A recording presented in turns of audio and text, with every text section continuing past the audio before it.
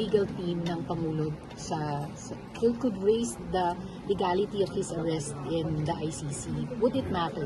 Yeah, actually, we expect, no, within the 6 months period from last Friday to September 23, that they're going to pose several challenges. No, unang-una dyan is the validity of the issuance of the warrant of arrest, the validity of the implementation of the warrant of arrest, yung nangyari sa Pilipinas, and then they will also question the jurisdiction of the ICC over Mr. Duterte.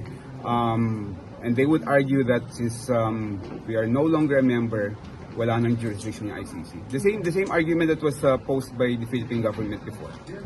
Pero would it matter yung circumstances surrounding yung pagdala sa kanya dun sa ICC in the crimes against humanity case ng Pangulo?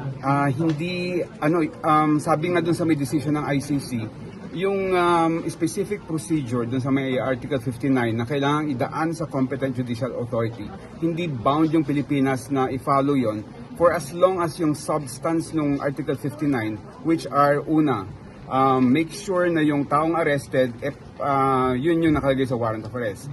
Pangalawa, respected ba yung rights ng inaresto pursuant to our Philippine law? Pinasahan siya ng Miranda rights, hindi naman siya sinaktan, meron siyang abogado.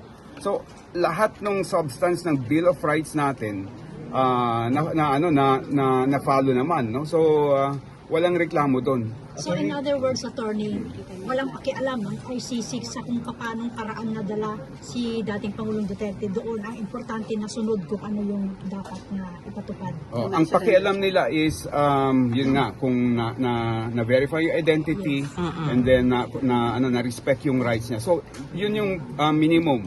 Kung babasahin mo yung yung Article 59, yung implementation ng warrant of arrest is actually a domestic issue. So yung domestic law ang masusunod doon. In fact, yung ICC would make requests to the custodial state. So ibig sabihin talagang jurisdiction niya ng surrendering state of jurisdiction niya ng Pilipinas, no? So nasunod naman yung batas natin, no? Nasunod yung procedure natin, no? Attorney,